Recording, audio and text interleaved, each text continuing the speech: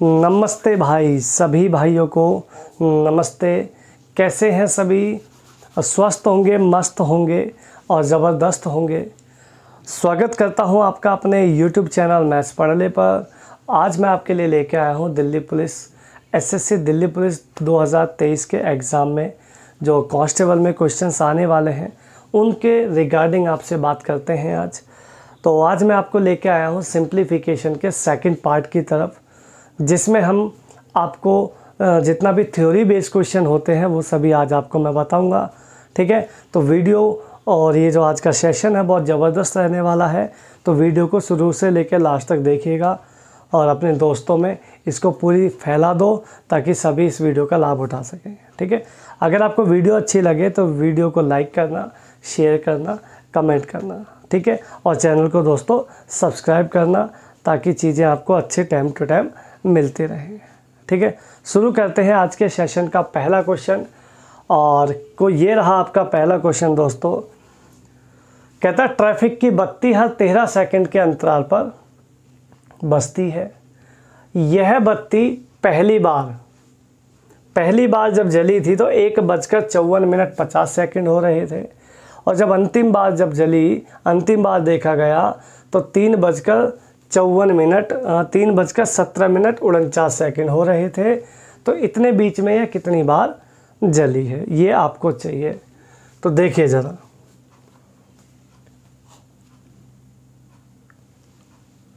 सबसे पहले हम देखेंगे दोस्तों इसमें टाइम ड्यूरेशन कितना है। जो टाइम है आपका वो है फर्स्ट जो अंतिम बार का है वो 3:17 का है दोस्तों, और दूसरा है पहला वाला है 1:54 का है। ठीक है, ये आपकी टाइमिंग है पूरी। अब इसको आप अगर पहले हम देखेंगे टोटल टाइम ड्यूरेशन कितना आएगा, तो उसके लिए हमें इसको क्या करना पड़ेगा, माइनस। अच्छा, माइनस करते समय थोड़ा ध्यान रखिएगा कि घटाते समय हमेशा उल्टी तरफ से इसको घटाना है, छोटी यूनिट की तरफ से। ठीक है, देखो यहाँ 49 में से 50 तो जा नहीं सकते, तो बहुत से बच्चे बहुत इंटेलिजेंट होते हैं, वो 50 में से 49 को घटा देते हैं। ठीक है, ऐसा नहीं करना है, ज़्यादा अक्लमंदी वाला काम नहीं करना है, थोड़ा सा ठीक ठाक करना है। यहाँ से 1 मिनट उधार लेंगे, यहाँ से जब 1 मिनट उधार लोगे तो यहाँ आके वो सेकंड बन जाएगा, क्योंकि संगति का असर तो आता ही है ना भाई। कॉलेज में बच्चा गया था तो ठीक ठाक गया था, जब बाहर आया है तो बहुत ही अच्छा है ना, तो इतना ज़्यादा अच्छा नहीं। तो 60 और 149 हो जाएगा 109 में से 50 जाएगा तो ये बचेगा 59 सेकेंड। ठीक है, यहाँ पे बचा दोस्तों 16 सेकेंड, अब 16 मिनट। 16 में से 54 फिर नहीं जाएंगे, यहाँ से 1 मिनट उधार लेंगे, वो भी 60 मिनट बनेगा। 1 घंटा यहाँ से उधार लेंगे तो यहाँ के वो बन जाएगा 60। 16 हो जाएगा दोस्तों 76। 76 माइनस 54 घटाएंगे तो ये आएगा 22। ये आएगा 22। यहाँ बचेगा दोस्तों 2 घंटे। 2 घंटे में से 1 घंटा जाएगा तो ये बचेगा 1। तो ये टोटल टाइम ड्यूरेशन आया कि कितने देर तक का ये सिस्टम चला है। तो इसको आप मिनट जो है सेकंड में इसको कन्वर्ट कर लो, क्योंकि मुझे 13 सेकंड से इसको डिवाइड करना है। तो 1 घंटे में 3600 और 22 में हो गया दोस्तों 1320 सेकंड और 59 सेकंड, तो ये है ही है। इनको आप जोड़ते हो तो 9 और 7 4 9 7 9 आएगा। 13 से डिवाइड करोगे 13 8 104। ठीक है, 13 तिया ही चला लो, 13 तिया 13 8 13 तिया 383 प्लस 1 इसमें करना मत भूलना, वरना सवाल आते आते भी गलत हो जाएगा, ध्यान रखना। 384 इसका फर्स्ट क्लास आंसर आएगा A1। ठीक है दोस्तों,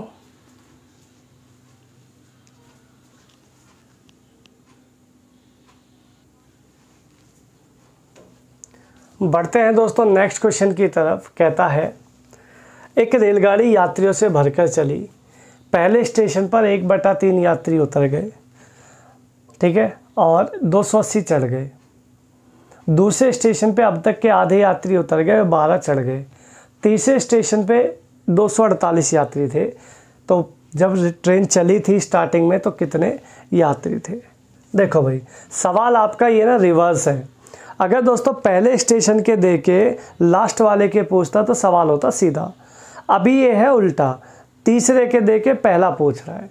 तो इसमें क्या काम करना है आपने? उल्टा सवाल को सॉल्व करना है। तीसरे स्टेशन पर 248 यात्री थे, ठीक है। अगर सवाल उल्टा चलोगे तो काम भी उल्टा होगा। जो चढ़े हुए हैं यात्री उनको उतारेंगे, जो उतरे हुए हैं उनको वापस चढ़ाएंगे। तो कहता है 12 चढ़े तो 12 को उतारो। अगर 12 उतर गए तो ये बचे 236 यात्री। कहता है आधे उतर गए थे, यानी ये जो है ना बचे हुए हैं आधे। अगर ये आधे बचे हुए हैं तो और आधे उतर गए थे तो पूरे कितने रहे होंगे? पूरे रहे होंगे दोस्तों 472, 472। आया समझ में? ठीक है। तो दूसरे स्टेशन के यात्री हैं ये, दूसरे स्टेशन के यात्री हैं 472।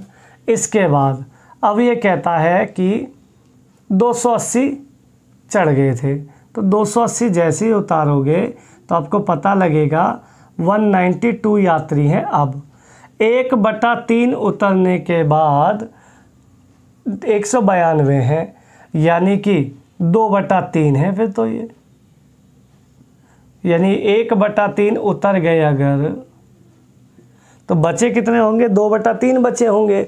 2/3 के बराबर 192। 2 से काटोगे तो दोस्तों ये आएगा 96, 96 ती आ जाएगा दोस्तों 288 यात्री। यानी ट्रेन जब चली थी ना स्टार्टिंग में तो उस ट्रेन में 288 यात्री थे। आप इसको सीधा अगर कैलकुलेट करोगे ना तो फिर बड़ी दिक्कतें हो सकती हैं, ठीक है। सीधे में बात नहीं बनेगी, आप टैली करने में दिक्कत करोगे, ठीक है भाई।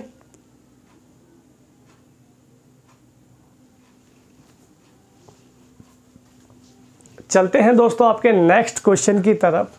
कहता है एक कक्षा सुबह 7 बजे शुरू होती है और 10:27 पे ख़त्म हो जाती है, ठीक है। इस बीच में 4 पीरियड होते हैं, हर पीरियड में 5 मिनट का गैप है, और तो प्रत्येक लेक्चर का टाइम चाहिए कितना है। देखो बात तो बहुत सिंपल सी है, समझ में अगर आ जाए तो बहुत सिंपल सी बात है कि क्लास शुरू हुई 10:27 पे, सॉरी 7 बजे, और 10:27 पे हो गई दोस्तों ख़त्म। तो आप ये सिंपल ये कह सकते हो कि क्लास चली 3 घंटे 27 मिनट। इस बीच में 4 लेक्चर हैं, इस बीच में 4 लेक्चर हैं, हर किसी में 5-5 का गैप है, तो 15 मिनट अगर आप यहाँ से निकाल दो तो ये आ जाएगा 3 घंटे 12 मिनट। यानी नेट जो क्लासेस चली हैं वो 3 घंटे 12 मिनट चली हैं। इस बीच में 4 लेक्चर हैं। अगर मैं इसको अभी 4 से डिवाइड करूँगा ना दोस्तों तो ये बड़ी दिक्कत सी करेगा, तो इसलिए एक काम कर लो, इसको मिनट में ही कन्वर्ट कर लो, है भाई। तो 3 घंटे 12 मिनट का मतलब होता है 180 + 12 192 मिनट में 4 लेक्चर हैं। 4 से कर लो डिवाइड तो ये आ जाएगा दोस्तों 48 मिनट का एक लेक्चर है। तो यही आपका आंसर आ जाएगा फर्स्ट क्लास, ठीक है। तो बहुत साधारण क्वेश्चन है, ज़्यादा इसमें मेहनत करने की आपको ज़रूरत नहीं है, ठीक है भाई। तो अच्छे लेवल पे क्वेश्चन पूछ लेते हैं कभी कभी, तो टेंशन नहीं लेनी है, हो जाएगा।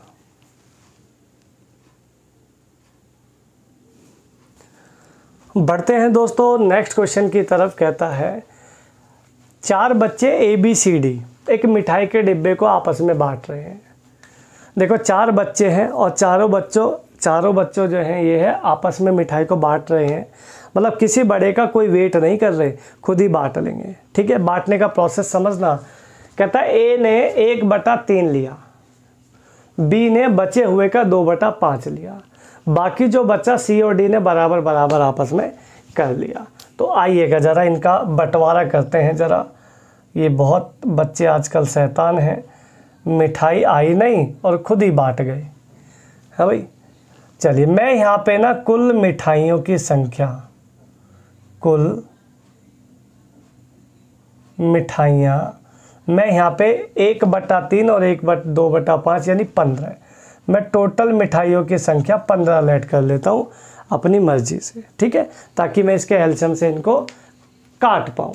ठीक है भाई, तो देखो ज़रा, अगर 15 का 1/5 ए ने लिया है, सॉरी 1/3 लिया है, तो ए ने लिया है 5 मिठाई। 15 का 1/3 5 मिठाई। अगर 15 में से 5 मिठाइयाँ ए ने ली हैं तो अब मिठाइयाँ बची 10, मिठाई बची 10। 10 का 2/5 ले गया बी, तो 10 का 2/5 क्या होगा दोस्तों, 4 मिठाइयाँ। 4 मिठाइयाँ ले गया बी, 10 में से 4 गई तो अब बची 6 मिठाइयाँ। 6 मिठाई जब बची तो सी और डी ने ये बोला कि भाई चल एक काम कर लेते हैं, अब मैं और तू बराबर बराबर ले लेते हैं। तो 3 मिठाई सी ने ले ली और 3 डी ने ले ली। तो अब आपको क्वेश्चन ये पूछा है, बताओ सी को कितना हिस्सा मिला। सी को मिला भाई 3 मिठाई, कितने में से, टोटल 15 मिठाइयों में से। अगर इसका पार्ट देखना चाहो तो ये देख लोगे इस तरीके से, 1/5 भाग जो है वो सी को मिला है, तो यही आपका राइट आंसर है 1/5। ठीक है दोस्तों, तो बहुत प्यारा सा सवाल है, बंटवारा करना था, मैंने तो कर दिया। ठीक है, अब खाओ मत खाओ तुम्हारी हैंडल, मैंने बंटवारा कर दिया, अपनी मिठाई जब मर्जी खाओ। ठीक है भाई,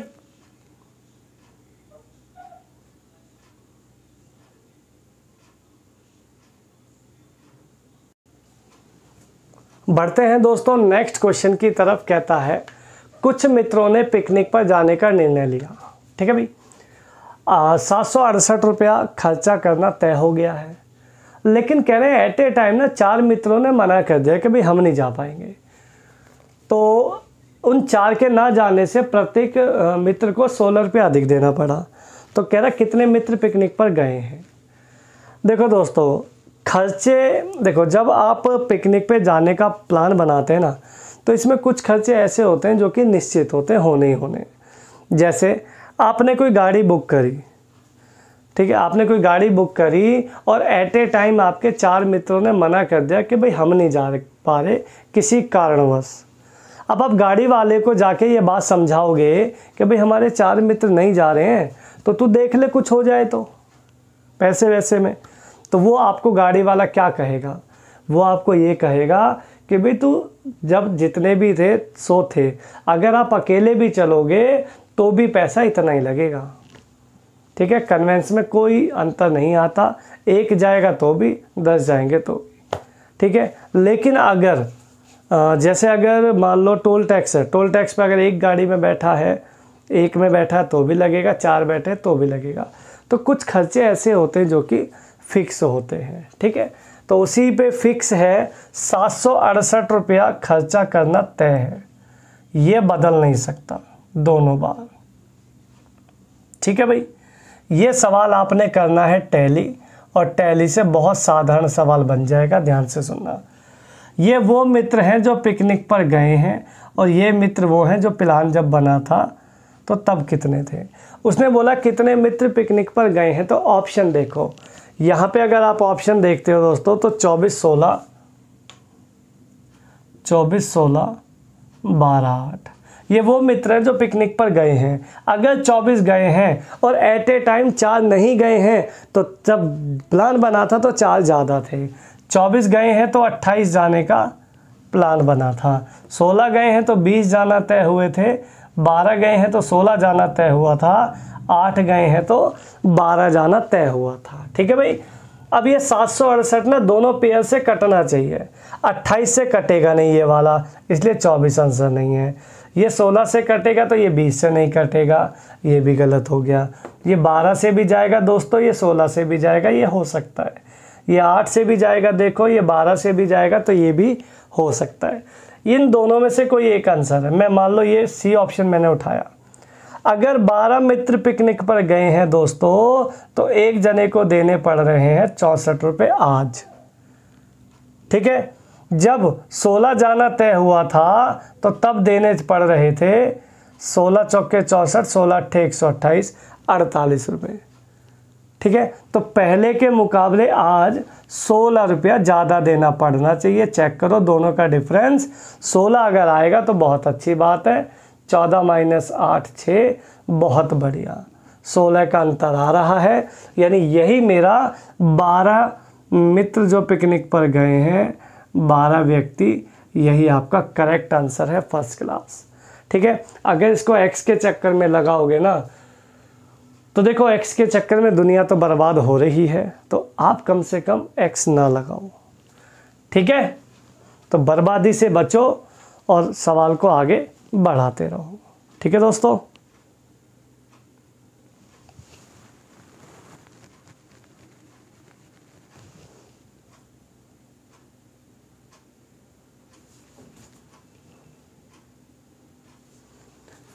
बढ़ते हैं आपके अगले क्वेश्चन पे, और ज़बरदस्त क्वेश्चन है ये वाला। कहता है कि व्यक्ति ने अपने बड़े पुत्र को 7,500 रुपये दिए और कुल धन का 3/10 भाग अपने दूसरे पुत्र को दिया।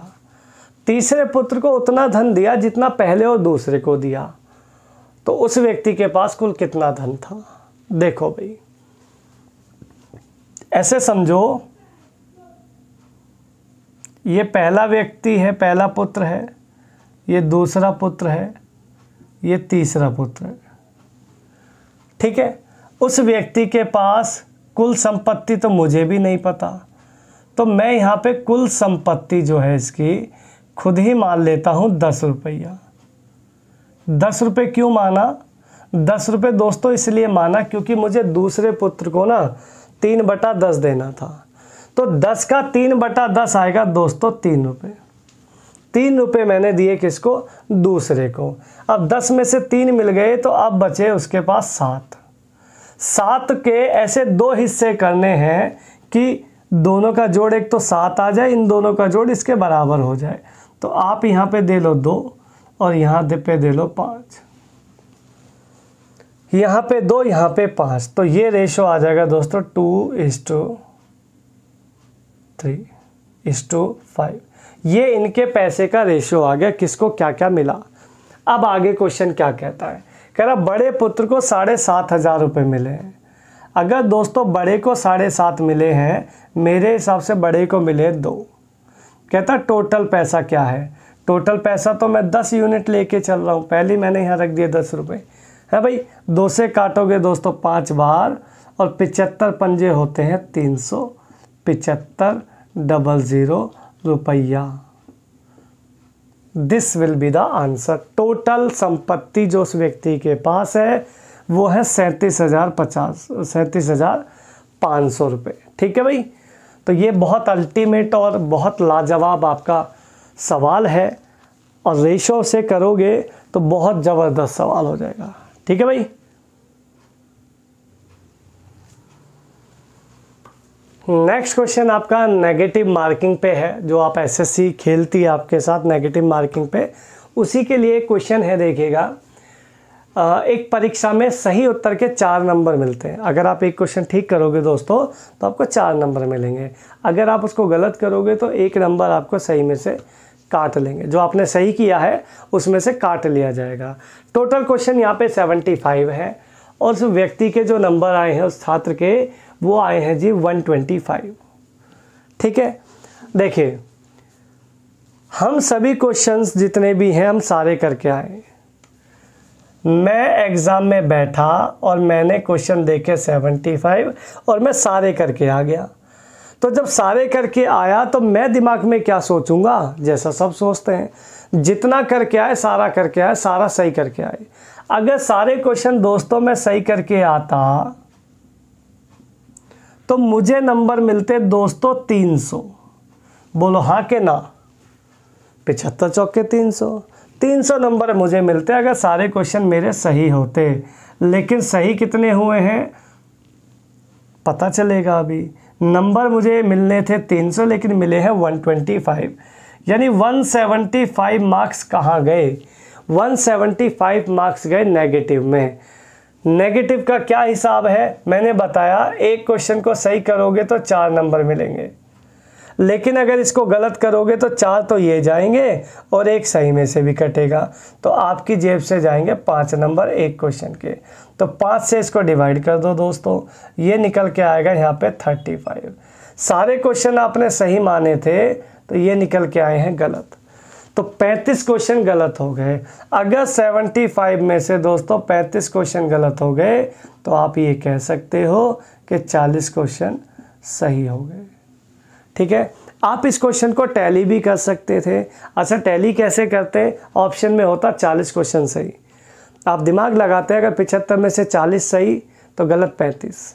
ठीक है, 40 क्वेश्चन पे 4 के हिसाब से नंबर आते हैं 160, लेकिन 35 गलत हो गए तो 1 नंबर जाएगा गलत का, तो 35 नंबर गए।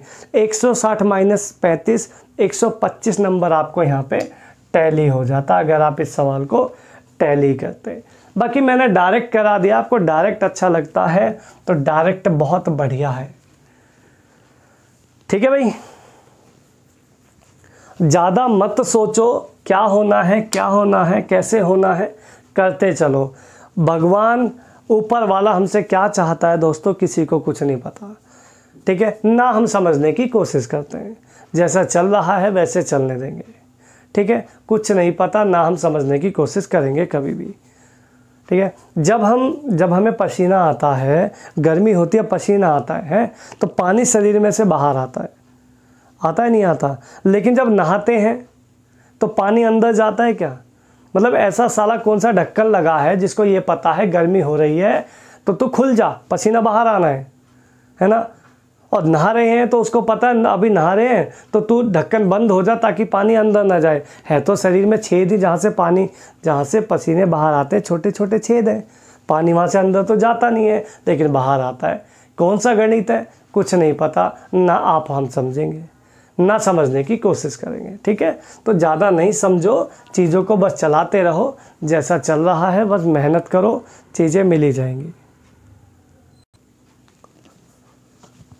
नेक्स्ट क्वेश्चन की तरफ चलते हैं। कहता है एक टैक्सी का पहले 60 किलोमीटर का किराया दोस्तों 4 रुपये के हिसाब से है, अगले 60 किलोमीटर का किराया लगेगा 5 रुपये के हिसाब से। अगर इससे आगे यात्रा करता है तो हर 5 किलोमीटर का 8 रुपये किराया लगेगा।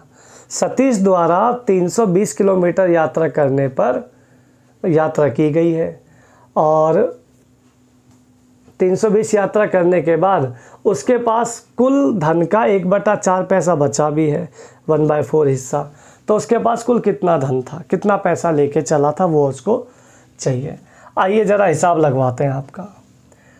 पहले 60 किलोमीटर का किराया दोस्तों 4 के हिसाब से लगेगा जो कि 240 रुपया बनेगा। अगले 60 किलोमीटर का किराया दोस्तों 5 के हिसाब से लगेगा तो ये बनेगा 300 रुपये है भाई। अब ये बचा आपका 360 और 60 120। सतीश द्वारा 320 किलोमीटर की यात्रा की गई है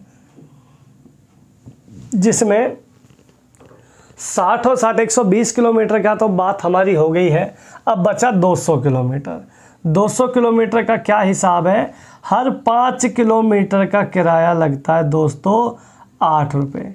तो 1 किलोमीटर का लगेगा, 1 किलोमीटर का यहाँ पे लगेगा 1.6 है भाई। तो 200 का कितना लगेगा, 16 दूनी 32, 320। टोटल खर्चा हो गया उस सतीश का 840। इतना खर्चा करने के बाद उसके पास इस कुल धन का 1/4 और शेष बचा हुआ है। इसका मतलब उस बंदे के पास अभी 215 रुपये शेष बाकी हैं। ठीक है, जो कि खर्च करवाएंगे अभी। ठीक है, वो बाद का काम है। अब वो कह रहा कुल कितना पैसा लेके चला था, 840 रुपया उसके पास खर्चा हुआ है, 215 उसके पास रिमेनिंग है, तो 1075 रुपया वो घर से लेके चला था। This will be the answer. 1075 रुपया वो लेके चला था घर से, यही इसका करेक्ट आंसर आएगा, फर्स्ट क्लास। क्लियर दोस्तों?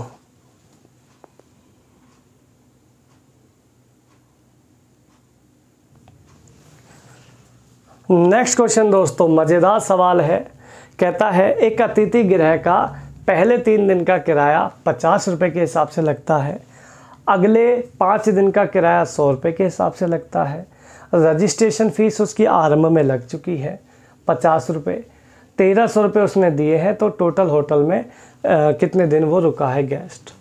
देखो भाई, पहले 3 दिन का किराया लगेगा 50 के हिसाब से 150 रुपया हो गया। अगले 5 दिन का किराया लगेगा दोस्तों 100 रुपये के हिसाब से, ये लग गए 500 रुपये। रजिस्ट्रेशन फ़ीस उसकी आरंभ में ही लग जाती है 50 रुपये। होटल में घुसा बंदा, ठीक है, वेटर पानी लेके आया कि लाओ जी 50 रुपये, रजिस्ट्रेशन करवाओ, पानी आपने पी लिया है अब रजिस्ट्रेशन करवाओ, ठीक है। तो रजिस्ट्रेशन के हो गए। उस बंदे के टोटल बनते हैं 700 रुपये, देखे जा रहा है वो 1300 रुपये। क्यों? उसका रिश्तेदार है भाई, रिश्तेदार है तो फ्री में ठहरा, पैसा काय बात का। लेकिन वो 600 रुपया एक्स्ट्रा दे रहा है। क्यों दे रहा है? क्योंकि अगले दिन से 300 रुपये पर डे किराया लगता है। तो 300 रुपये एक दिन के और 300 एक दिन के, यानी 2 दिन वो होटल में वो और रुका है वहाँ पे। तो कह रहा टोटल कितने दिन रुका भाई? 3 दिन ये, 5 दिन ये, 8 दिन हो गए। 8 दिन का हिसाब किताब तो था ही हमारे पास। ये बेचारे 2 दिन की वजह से हमें इतना मेहनत करनी पड़ी। तो 3 और 5 8, 8 और 2 10 दिन, 3 + 5 + 2 अर्थात 10 दिन। 10 दिन बेचारा वो उस होटल में रुका है, टोटल ओवरऑल। ठीक है भाई, तो ये सवाल आपका ज़बरदस्त है, एकदम कर सकते हैं आसानी से आप लोग। ठीक है भाई।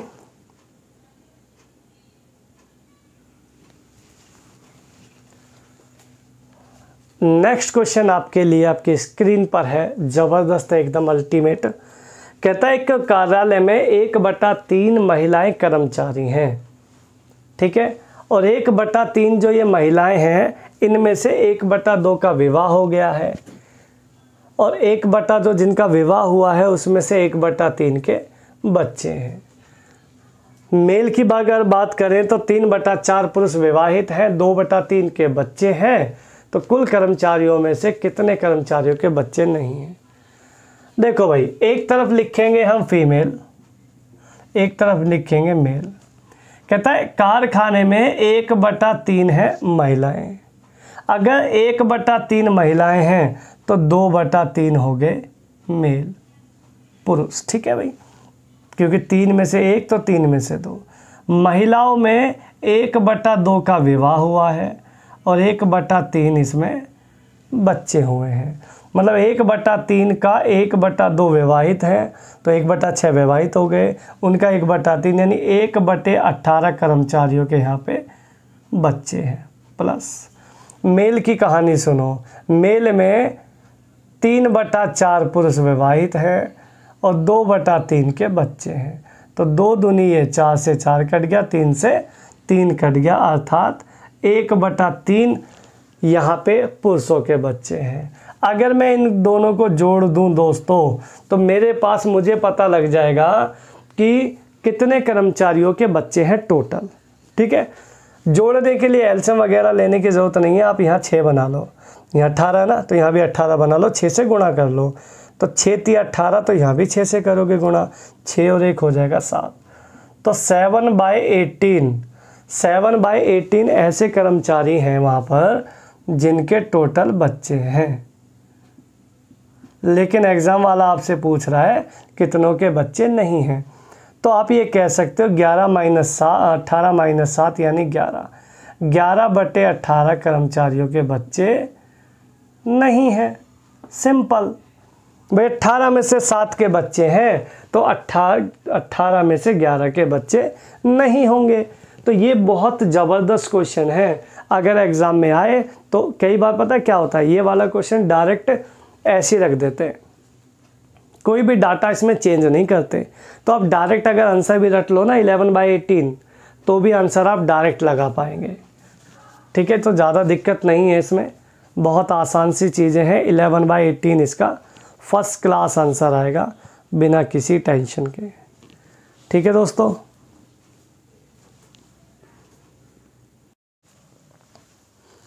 बढ़ते हैं दोस्तों आपके नेक्स्ट क्वेश्चन की तरफ। कहता है राकेश के पास 50 और 100 के नोट हैं, टोटल नोट 85 हैं, और जब इनको काउंट किया जाता है तो रुपए बैठते हैं 5000। ठीक है, देखो ज़रा इसको डायरेक्ट करने का तरीका क्या है। 5000 को डिवाइड कर दो 50 के नोट से। ठीक है, छोटे नोट से डिवाइड कर दो, ये निकल के आएगा 100। एक्चुअल नोट है आपके पास दोस्तों 85। 100 में से 85 अगर घटाओगे तो ये निकल के आएगा 15। आपने डिवाइड किया था 50 के नोट से, तो ये निकल के आए हैं 100 के नोट। तो 100 के नोट आ गए 15। ठीक है, 85 में से 15 100 के नोट हैं, तो 70 नोट आ गए आपके 50 के। ठीक है, 50 के नोट कितने हैं 70, 100 के नोट कितने हैं 15। ठीक है, तो आपको चाहिए 50 के नोटों की संख्या, तो आपका आंसर आ जाएगा इसमें 70। ठीक है, आप इसको टैली भी कर सकते हैं। टैली कैसे करते, ऑप्शन से आप 70 उठाते, अगर 50 के नोट 70 है तो 15 नोट 100 के आ जाते टैली करके। उसके बाद 70 नोट 50 के 3500 और 1500 ये हो जाते 15 के 100 नोट, तो 1500 जोड़ जाड़ के 5000 आपको टैली हो जाता। ठीक है, तो इस तरीके से आप इसको टैली भी कर सकते हो, डायरेक्ट भी सॉल्व कर सकते हो आसानी से। बहुत सारे इसके मेथड हैं, उनमें से ये सबसे बढ़िया और लाजवाब है। ठीक है भाई,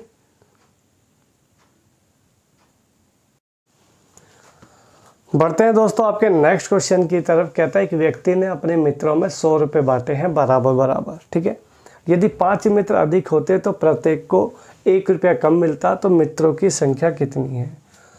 देखो उसने ना 100 रुपये बांटने हैं अपने मित्रों में बराबर बराबर। ठीक है, 5 मित्र अधिक हो जाते हैं फिर भी 100 ही बांटने हैं।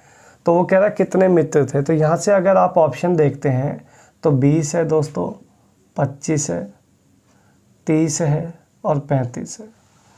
सबसे पहले आप ये चेक करो कि ऐसा कोई नंबर जो 100 को पूरा पूरा डिवाइड कर दे। तो 100 को पूरा डिवाइड ना तो 35 करेगा ना 30 करेगा, ये दोनों में से कोई एक आंसर है। अगर अभी 20 मित्र हैं और फिर 5 मित्र अधिक होंगे तो फिर 25 होंगे। अभी 25 हैं तो फिर 5 मित्र अधिक अगर होंगे तो ये 30 होंगे। तो 30 इसको डिवाइड फिर नहीं कर पाएगा, तो आंसर आपको डायरेक्ट भी आ जाएगा 20। पूरा चेक करना है, पूरा चेक करा देता हूँ, आ जाओ। 20 मित्र 100 में तो 5 रुपये मिले 1 को, फिर 5 मित्र अधिक हो गए तो 1 को मिले 4। दोनों में देखो कितने का अंतर आ रहा है, 1 का। तो यही उसने बोला था कि अगर 5 मित्र अधिक होते हैं तो प्रत्येक को 1 रुपया कम मिलता है। तो यहाँ देख लीजिएगा 1 रुपया कम है, यानी मित्रों की जो संख्या है उसकी राइट एकदम 20 है। अगर आप इसको x से करोगे तो यहाँ x रखना पड़ेगा और यहाँ x+5 रखना पड़ेगा, इक्वेशन बनेगी पूरी और वो क्वाड्रेटिक इक्वेशन में चला जाएगा, द्विघात समीकरण। तो वो ठीक नहीं है, ये ज़्यादा ठीक है आपके लिए, आसान भी है, तो आसानी से कर लोगे। ठीक है भाई, नेक्स्ट क्वेश्चन देखिएगा। कहता किसी भिन्न को उसी भिन्न से गुणा करने पर प्राप्त गुणनफल को उसी भिन्न के व्युत्क्रम से उसको भाग देने पर 18 सही 26/27 मिलता है। वो फ्रैक्शन उसको चाहिए। देखो अगर दोस्तों उसको 18 सही 26/27 मिल रहा है तो इस फ्रैक्शन को पहले ठीक करो।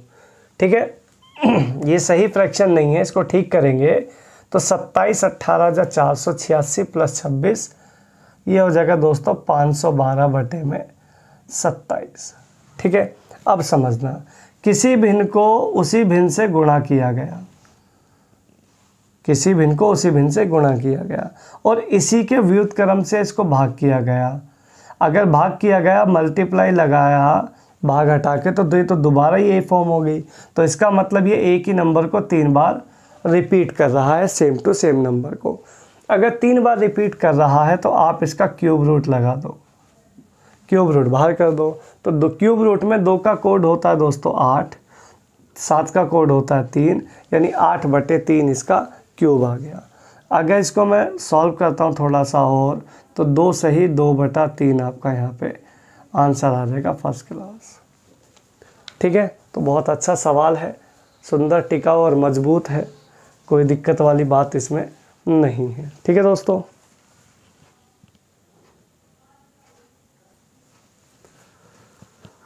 नेक्स्ट क्वेश्चन कहता है 1/4 तथा 1/6 के योगफल में से क्या घटाया जाए कि प्राप्त संख्या 1/12 औसत हो जाए। ठीक है, क्या घटाना है कि तीनों का जो एवरेज है वो 1/12 हो जाए। देखो भाई, उसने हिंदी में लिखा है, मैं मैथ में लिखता हूँ। 1/4 1/6 के योग में क्या घटाया जाए, कुछ नंबर घटाना है, पता नहीं क्या, ताकि 1/12 आपका एवरेज हो जाए। अच्छा, ये एवरेज है, अगर एवरेज को योग बनाते हैं तो जितने नंबर होते हैं उसी से मल्टीप्लाई करते हैं। तो ये 3 नंबर्स का है, तो 3 से मल्टीप्लाई कर लो, यहाँ से आ जाएगा ये एवरेज, ये बन जाएगा सम। ठीक है, 1/4 से दोस्तों 1/4 निपट जाएगा, ये के जो माइनस में है ये उधर जाके पॉजिटिव हो जाएगा, यानी के की वैल्यू आ जाएगी दोस्तों 1/6। तो के यानी कुछ जो नंबर है वो वही आपका 1/6 है, वही यही आपका यहाँ से करेक्ट आंसर आ जाएगा फर्स्ट क्लास। ठीक है दोस्तों, नेक्स्ट क्वेश्चन देखिएगा दोस्तों, कहता है किसी छात्र को 11/23 से गुणा करने को कहा गया था। कोई संख्या है, उसको 11/23 से गुणा करने को कहा गया, उसने 11/23 से ना डिवाइड कर दिया, जिससे जो रिज़ल्ट आना था वो रिज़ल्ट सही तो आएगा नहीं, 1224 अधिक आया। तो कहता वो फ्रैक्शन क्या है, वो संख्या क्या है।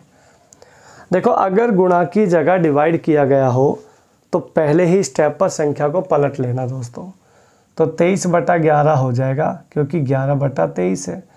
कम ज़्यादा का पता तभी चलेगा जब आप यहाँ पे माइनस का साइन दोगे, बराबर आ जाएगा 1224 है भाई। इन दोनों का एलसीएम लोगे तो ये आएगा 253 अपॉन 23 × 23 हो जाएगा दोस्तों 529, 11 × 11 हो जाएगा 121, इक्वल्स टू आ जाएगा 1224। कैलकुलेशन करनी है अब, तो क्या रह गया, 529 माइनस 121 आएगा दोस्तों 408/253, इक्वल्स टू आएगा 1224। 408 तिया हो जाएगा 1224 और 253 तिया हो जाएगा 759, 759। यही वो नंबर है, यही वो संख्या है जिसको ये कहा गया था कि भाई ये नंबर है, इसको 11/23 से गुणा करो। नालायक ने 11/23 से भाग दे दिया, तो रिज़ल्ट सही तो आएगा ही नहीं, है ना। तो जो अधिक आया वही आपका 1224 अधिक है। ठीक है ना भाई।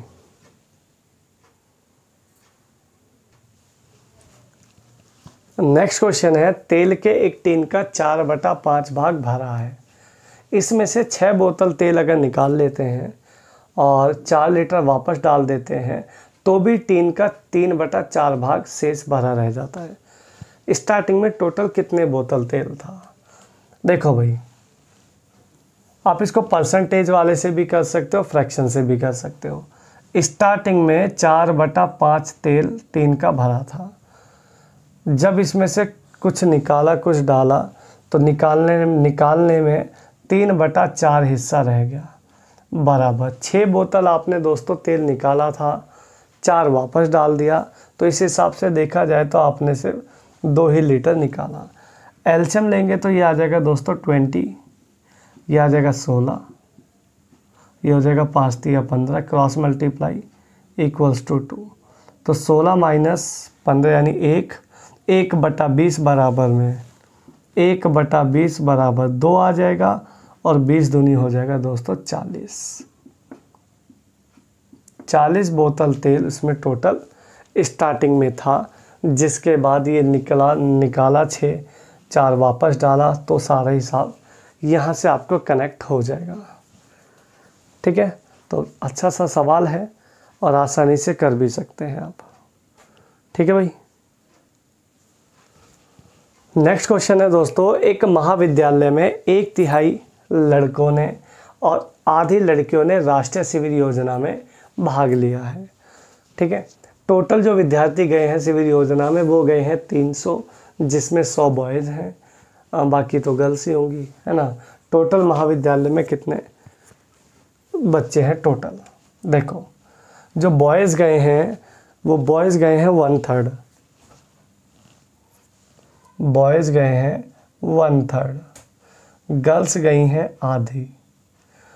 टोटल जो गए हैं विद्यार्थी वो गए हैं 300, जिसमें 100 क्या है बॉयज़ हैं, तो निश्चित रूप से 200 गर्ल्स होनी चाहिए। ठीक है, तो इसमें तो कोई डाउट है नहीं किसी को भी, क्योंकि 200 तो गर्ल्स ही होंगी। अब मेरे हिसाब से गर्ल्स गई हैं 1/2, किताब वाले के हिसाब से गई हैं 200, आमने सामने रख दो। मेरे हिसाब से बॉयज़ गए हैं 100, यहाँ गए हैं 300, यहाँ गए हैं 100, तो बराबर रख दो। ये आ जाएंगे टोटल 100 की गुणा करोगे 3 से तो ये आ जाएगा 300, तो उस महाविद्यालय में टोटल बॉयज़ हैं। और गर्ल्स की बात करोगे तो ये आ जाएगा 400। टोटल उस महाविद्यालय में गर्ल्स की संख्या है 400। टोटल नंबर ऑफ स्टूडेंट जो है टोटल वो है 700। तो 700 विद्यार्थी टोटल हैं उस पूरे महाविद्यालय में। ठीक है, तो ऐसे इस सवाल को कर सकते हैं बड़े प्यार से आप, बिना किसी टेंशन के। ठीक है दोस्तों, नेक्स्ट क्वेश्चन है दोस्तों, कहता 2400 रुपये रमेश और महेश में इस प्रकार बांटने हैं कि रमेश का 1/4 भाग और महेश का 1/6 भाग बराबर हो। देखो रमेश का 1/4 और महेश का 1/6 भाग बराबर हो। देखो जब भी कभी भाग बराबर होते हैं ना दोस्तों, तो 4:6 नीचे वाला ही इसका रेशो हो जाता है। तो कहता उसके हिसाब से टोटल 2400 रुपये बांटने हैं। मेरे हिसाब से 6×4 10 यूनिट इनटू आपको चाहिए दोनों का अंतर, 6 - 4 यानी 2। 2 0 से 0 काटोगे, 24 दूनी हो जाएगा 48। 480 दोनों का अंतर आ जाएगा। ठीक है, तो जब भाग बराबर होंगे तो नीचे वाले ही हमेशा रेशो रहते हैं। डायरेक्ट याद रखना, इसमें एलसीएम की ज़रूरत बिल्कुल भी नहीं होती। ठीक है दोस्तों,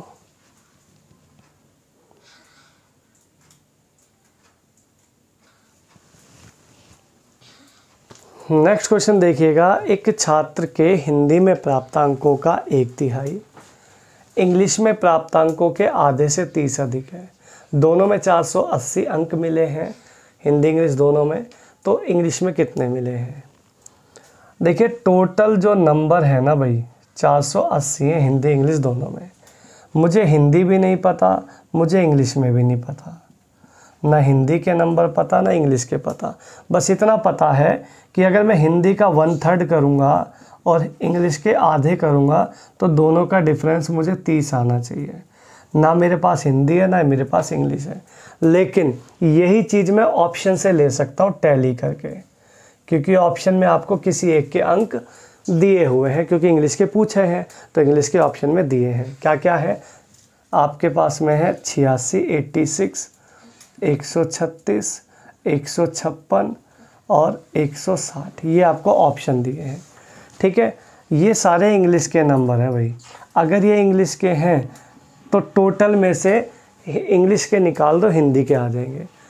हिंदी में आएंगे, यहाँ पे आएंगे आपके 344 नंबर। ठीक है भाई, 394, 394।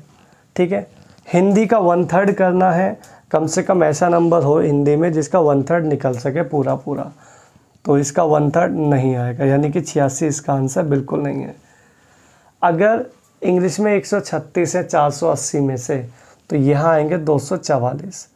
244 का भी 1/3 नहीं निकलता, इसलिए ये भी इसका आंसर नहीं हो सकता। 480 में से 156 घटाओगे तो ये आएगा दोस्तों 324। इसका 1/3 किया जा सकता है, मतलब ये आंसर हो सकता है। 480 हैं टोटल, इंग्लिश में 160 है, तो हिंदी में बचेंगे 320। 320 का भी 1/3 नहीं होता, यानी ये भी इसका आंसर नहीं हो सकता। तो आंसर क्या रहेगा दोस्तों? 156। बिना पूरा चेक किए आप डायरेक्ट आंसर लगा दिया आपने 156। चेक करना है, पूरा करा देता हूँ, आ जाओ। अगर हिंदी में 156 है, सॉरी हिंदी में है 324, इंग्लिश में है आपके पास 156। इसका करोगे आधा तो 78, इसका करोगे 1/3 तो 108, दोनों में अंतर आ रहा है दोस्तों 30 का। यही उसने बात बोली थी कि जब आप हिंदी का 1/3 करोगे और इंग्लिश का आधा करोगे तो दोनों में 30 का डिफरेंस आना चाहिए, और यहाँ पे आ रहा है, यही इसका करेक्ट आंसर हो जाएगा। ठीक है, तो इसका जो आंसर आएगा करेक्ट वो आएगा 156, हिंदी में 324 और इंग्लिश में 156। क्लियर दोस्तों? हाँ, नेक्स्ट क्वेश्चन है दोस्तों, कहता है 37.5 में कितने 1/8 हैं। इसका मतलब ये होता है 1/8 को मैं कितनी बार जोड़ूं नंबर ऑफ काउंट में ताकि वो 37.5 हो जाए। मतलब 1/1, 1/8 प्लस 1/8 प्लस 1/8 काउंटिंग में कितना जोड़ें। तो इसका फैसला आप इसको डिवाइड करके भी कर सकते हो, बराबर रख के भी कर सकते हो। 37.5 को दोस्तों अगर मैं 75/2 लिख लूँ तो आप कहोगे कोई दिक्कत नहीं है। ठीक है, 75/2 कह रहा कितने 1/8 है, या तो डिवाइड कर दो या बराबर रख दो। 2 से काटोगे दोस्तों 4 बार, 75 चौका तो बच्चे जानते हैं 300 होता है। अगर आप 1/8 को 300 बार लिख लो और प्लस करो तो आपको 37.5 मिल जाएगा। ठीक है, ये अलग अलग लैंग्वेज में क्वेश्चन मिलता है। एक लैंग्वेज और ले लेता हूँ आपको सेम टू सेम, ज़रा देखिएगा समझ के, क्या यही सवाल है या अलग है। देखिएगा ना, देखिएगा ये क्वेश्चन है, कहता है 1/12 का कौन सा भाग 3/8 है। तो ये भी सेम ही है, बस थोड़ा सा फ़र्क आ गया लैंग्वेज में। तो दोनों को आप फिर से डिवाइड कर दो या बराबर रख दो। 1/12 का कौन सा भाग 3/8 है। ठीक है, आमने सामने रखा है, काट लो। 8 से काटोगे दोस्तों 1.5, 8 1.5 जा 12 और 1.5 आ जाएगा दोस्तों 4.5। अब 4.5 ये भी होता है ना, 4.5 आपका ये भी होता है और 4.5 आपका ये भी होता है। जो ऑप्शन में मिल जाए वो लगा लो, लेकिन तीनों में से कोई भी नहीं है तो आंसर लगाना है अपना नॉन ऑफ दीज। ठीक है भाई, आंसर क्या लगाओगे, नॉन ऑफ दीज। क्लियर है, कोई दिक्कत?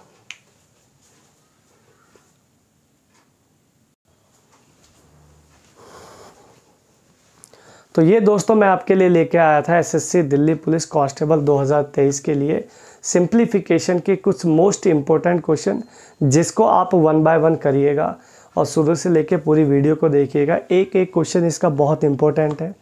ठीक है, आपका एग्ज़ाम में 15 में से एक क्वेश्चन भी छूटना नहीं चाहिए और गलत भी होने की कोई चांस नहीं है। ठीक है, नंबर ज़्यादा लोगे मैथ्स में स्कोरिंग बनेगा तभी, नहीं तो दिक्कत हो जाएगी ज़्यादा।